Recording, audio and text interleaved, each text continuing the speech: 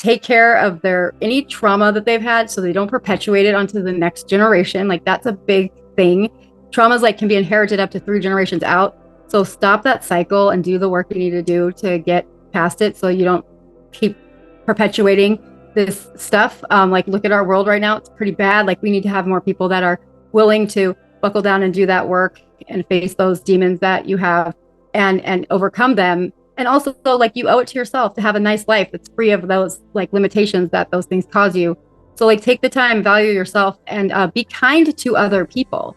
Like it's important. Like don't be so selfish. Like, you know, I mean, it's easier said than done, I guess. But it's like how you treat other people literally is what I think you're judged on at the end of the day. Like it's not even like how you lived your life necessarily. It's about how your life impacted others.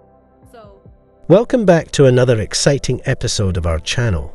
Logical-NDE brings you life-changing stories of near-death experiences from different people all over the world. Today's experience will be narrated by Annalee Stone. Listen as she narrates in person. Hi, my name is Anna Stone, and I'm from Los Angeles, California, and I give this show the rights to air this story that I'm about to say. I am currently a college teacher. I teach psychology at the junior college level. I'm a former high school science teacher and a former research scientist in the field of neural engineering. And so to say that I'm a skeptical person or a analytical person is a bit of an understatement. I'm a research junkie. That's my drug of choice. I research things for fun. I write papers for fun. And I'm also I have a master's degree in interdisciplinary studies in online education and professional communications. And then I'm currently working on my second master's degree in consciousness and transformative studies, while concurrently enrolled in a PhD program in metaphysics. So I don't know if there's a shift here from science teacher and research scientist to now focus on consciousness. And the reason for that is because November 8th of 2016, I died for 6 minutes and I came back clearly. And I had an experience that changed my life, to say the least. I had an ectopic pregnancy that ruptured and caused me to bleed out and lose nearly half of the volume of my blood. I woke up in the hospital. You know, they told me that I was pregnant and that they told me what happened. And at some point, I just felt this overwhelming feeling come over my body that was very, very alarming. It's nothing I'd felt before. I don't really have that much to relate it to.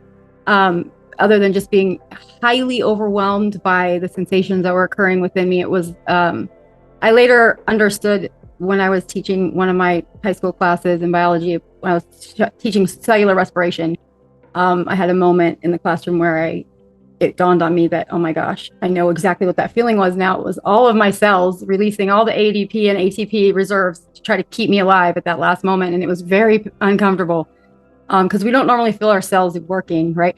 That's like a luxury we have where we don't feel it. But I did. And I felt like I was going to literally explode. And as soon as it got to the point where it was just almost just too much to handle, it was like, poof. And I was just up, like floating up, like just like if you release a balloon that has helium in it and it hits the ceiling, kind of bounces there for a minute. That's literally what happened. The sensation I had also was just bouncing off of something, which I realized was the ceiling. I look down and I see there's me, people around me, and then like shortly after I heard the flatline sound. So I left my body before I actually died. So that was something interesting that I always forget to mention when I'm telling this story for some reason. But so that was interesting that before, I feel like, so that's the thing I take away from this, is that a lot of the time before the actual trauma of death, we actually leave before that, so that we don't, I don't know, maybe it's physically painful more so than what I was feeling. I'm not sure, but I was out beforehand.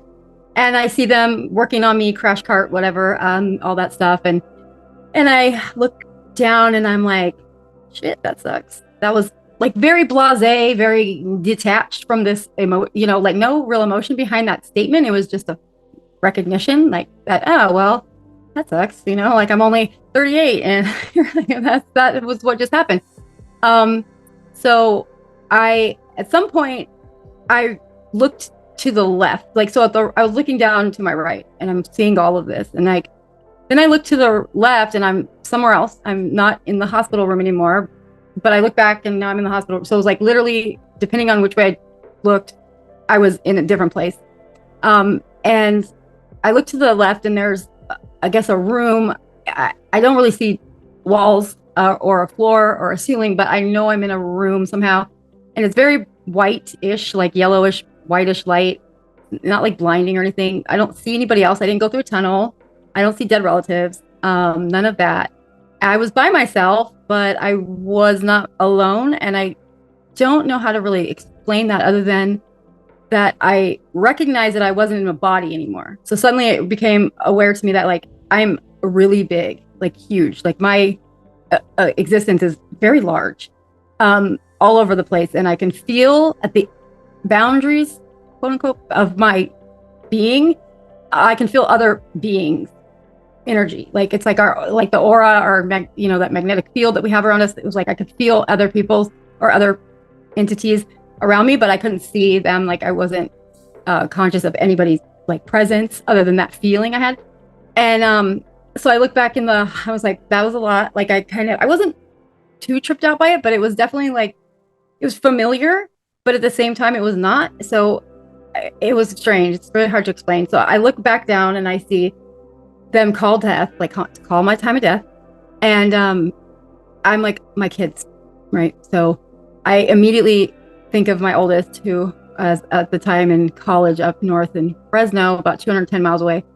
And the second I thought of her, I was in front of her, literally, like, I mean, instantaneous.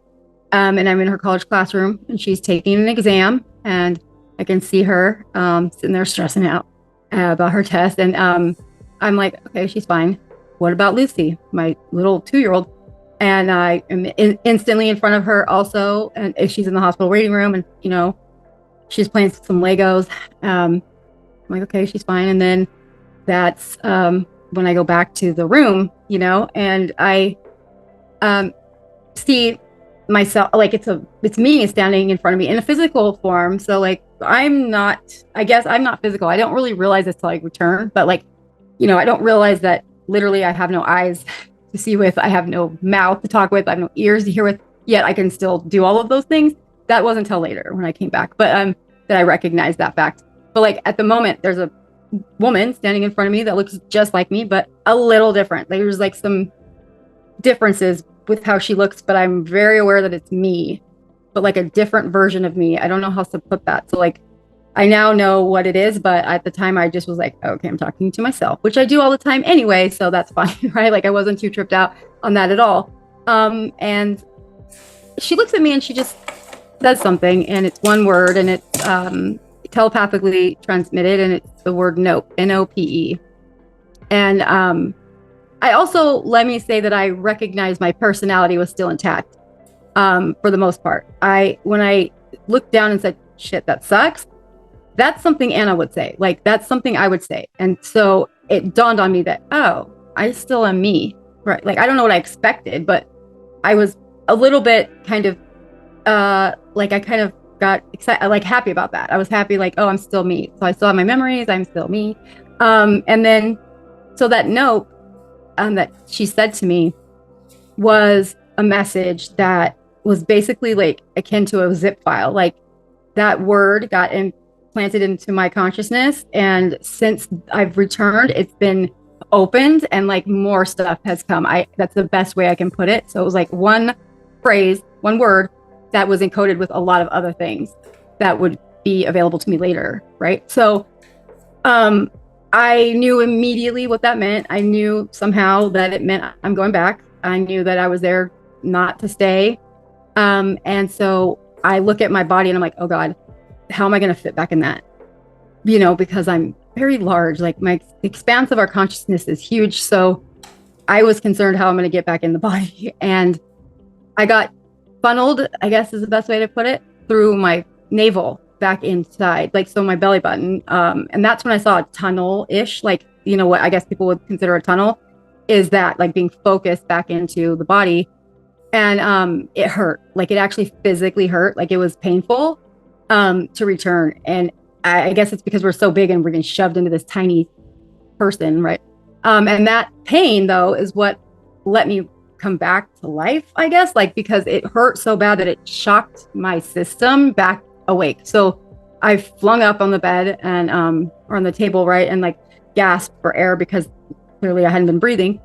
So I was very, hypoxic at this point. Like I had no air, like, and I'm just like gasping for air, and everyone in the room absolutely freaked out because the machine didn't beep before I came back. So like I was still hooked up to monitors, but it didn't like alert them that, hey, and they're all busy doing other stuff. They're like cleaning up, like writing paperwork, whatever. And I had heard some things that they had said during the process of trying to revive me. And when they called death, that, I heard their conversation. And so I knew immediately upon return that, oh my God, I died. I was like in instant knowing that happened. And, which was really upsetting because I didn't really believe in that at all before. Like my scientific mind was like, this is no, because science says no, right? Like, no, it's just a hallucination due to my neurons dying, my brain malfunctioning, like all the things that you've heard about, like, when people die, these things can all be attributed to that stuff, right? So I'm like, did you say, like, I start like immediately when I catch my breath, like, did you say this? Did you do this? Like, I'm asking the staff and they're just like, they don't even know how to react because they literally, I really think that they had no idea what was happening. Like it was kind of shocking. One of the guys like literally looked white, like he's going to faint. And he was like, you're okay. Like, because I'm talking, I haven't been breathing for 6 minutes. I think that's what was happening. I can't say for sure, but they unfortunately for me confirmed what I was saying. And like the doctor said, how could you have heard that? Like you were dead. Like how could you have heard that? And he looked very concerned, like about that. Like, I feel like, cause he had said something kind of disparaging about me in his comments. And when he called time of death, and because I had like in my medical records, it had said that I had a former problem with Oxycontin, and I had overcome that many years before, but it was still in my file. And so he had mentioned something about, well, what do you expect? She was just like an oxy addict. And that I heard that, but it didn't bother me at the time, right? Like when I was seeing it happen. But when I came back, I was mad about it because I was like, what did that have to do with anything? This was 8 years ago, whatever. But like he was, I feel like his reaction was kind of like, oops, like she heard that, like, I better watch my mouth from now on, like that's kind of the vibe I got. Again, I can't prove that, but, so I also, at this point in my life, I had a drinking problem. I've had this problem with like childhood trauma, like very traumatic childhood. And that's caused, I'm sure, a lot of problems in my life. One of them being like having addictive personality and like, having problems with substances throughout my life. And drinking was my thing at that point. And it really was having me off the rails. Like it really was ruining my life. And even though it was only for like a year and a half, 2 years period of time, it was still like the worst 2 years of my life because of it. When I came back, I went home from the hospital and the first thing I tried to do was drink, and I couldn't do it. It literally could not happen. I tried to drink it. It went into my mouth, turned into this gross foam situation that got really hot really fast. And I was like, oh, and I kept trying and it just wasn't happening. So I was like, okay. So literally it cured my addiction to alcohol. Like in 6 minutes, it was over. And I still am good with that to this day. It didn't like it, and my doctors had no clue why that would be. They're like, I don't know, take it as a blessing was what I was told. There's no real reason for this, but take it as a blessing, which I absolutely have. And I'm very grateful for. But like when they acknowledged that I had heard those things and that was real, that's when it dawned on me that, oh no, like, wait, how is this possible right now? I like was like, okay, this is okay. So you're confirming what I heard and what I saw. So that cannot be then my neurons misfiring. It cannot be a hallucination, because hallucinations by nature are things that are not real. So that means only one thing, that I saw what I saw because I was able to still see after I was dead. And now that just counteracts everything I've learned in science, everything that I've thought for the past, 38 years. And it was kind of traumatic. I'm not going to lie. I was a bit traumatized by it. Just because we all know we're going to die, but, I guess we always think it's going to be way when we're older. or something. And here I have 2 children, and like, and I'm young at this point, like, it's like, no, I don't want this to happen. So it was a huge wake up call for me. And it also changed, like, literally my entire life. I came back with this like drive, like, that I can't even describe, to go back to school, finish my education, become a teacher. I don't know why the heck I was like, I would never have seen myself as a teacher ever in a million years, because I was not a good student in high school. I hated it. Like, I ditched, I didn't put effort in, like, I was pretty bad. And like, so, and even my friends were like, you're going to be a teacher? That's hilarious. So, it was, but then I did it. Within like a couple months, I got my first full-time job as a teacher and I was teaching biology to students that had emotional regulation issues, learning differences, kind of like the kids that can't stay in mainstream schools, so they send them to the special school. And so I was teaching there, and it was like so fulfilling, where science hadn't been. Like, in the beginning, science was really fulfilling to me, but after a while, it was just kind of the same monotonous laboratory, like things over and over, like these tests I'd run, and it's just monotonous over and over. This was different, and it was challenging. It was great.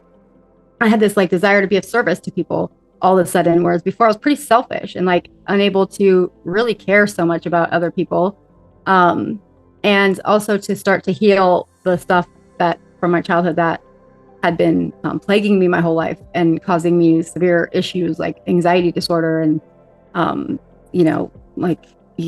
panic attacks and all that stuff, and bad relationships, and bad, having problems keeping work, all those things that happen from, complex trauma.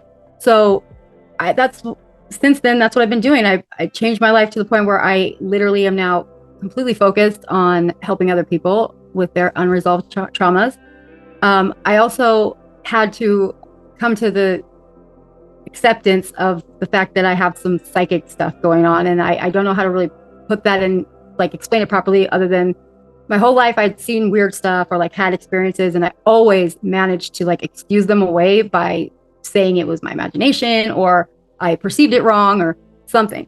And now, since that happened, it's gotten way more intense and worse, to the point where I actually like went to get a psychological assessment because I thought that I might be schizophrenic. Like, I thought that there might be something wrong with me, maybe brain damage from the lack of oxygen, so I went to USC college, here in Los Angeles, and I paid for a psych assessment, and it came back all negative, other than complex trauma. Like post CPTSD was the only diagnosis, which does not cause hallucinations or anything like that.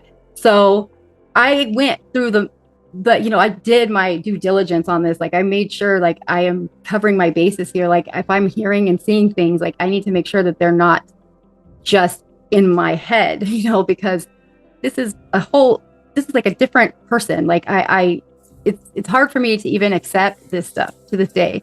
I'm still very skeptical. I hear other people's stories, and I typically dismiss them, usually right out the gate, because some of it just sounds, like, I can't, there's some things I just feel like I don't know about that.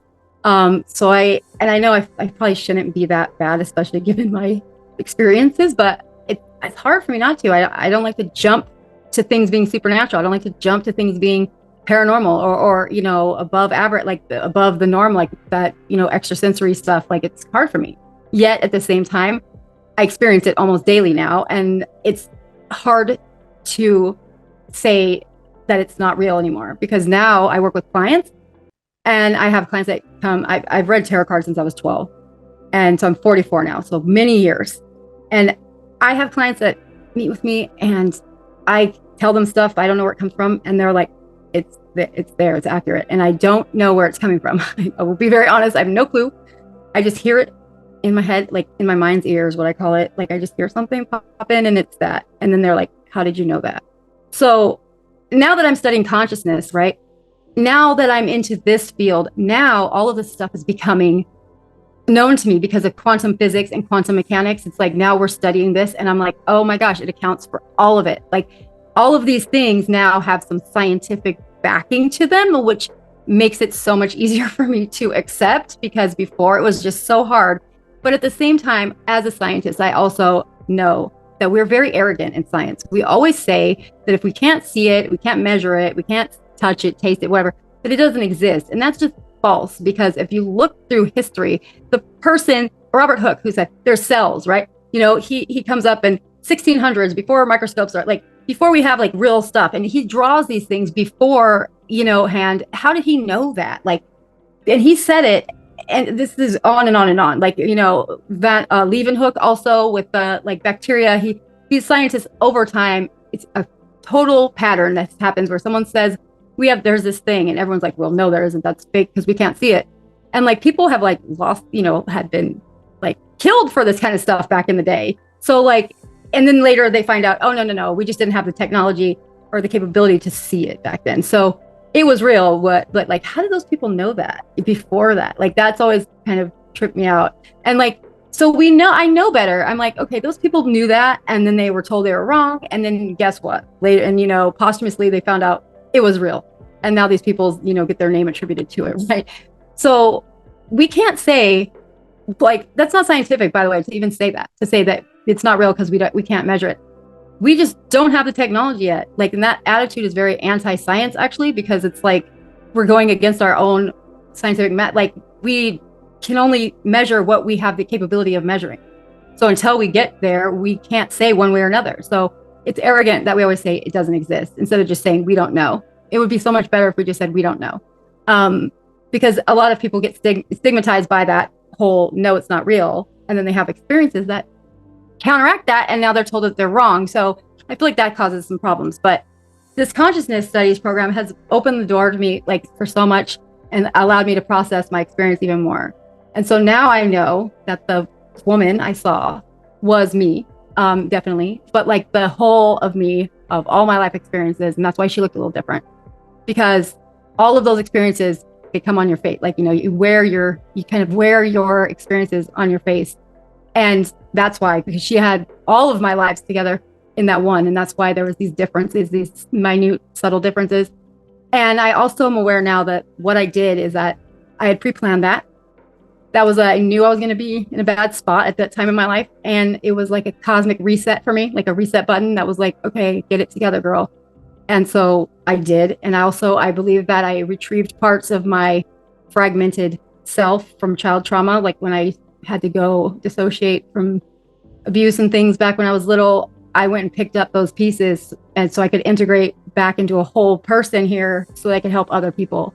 Because now that's what I'm doing. I'm helping other people process their own childhood unresolved trauma. And I wouldn't be able to do that if I hadn't been able to reconnect with my full self and process my own trauma. That's it for today, folks. Have you ever discovered a new realm in your near-death experiences? Have you seen Jesus or other crucial figures in your near-death experience? If yes, make sure to leave a detailed comment where we can read your thoughts on the experience and impact of your near-death moment. In case you like this video, do not forget to give it a big thumbs up. Also, subscribe to our channel to support us in growing it. Share the video with your friends and family so they can have a fair taste of life after death and near-death experiences through our channel. Until the very next time, stay blessed.